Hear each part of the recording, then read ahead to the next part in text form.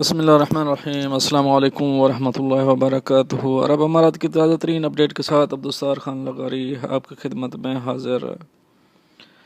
Friend افسوسناک خبر، Dubai میں ضلع ہنگو کے تحصیل کے علاقے دلن کے رہائشی 2 افراد حادثہ میں جاں بحق۔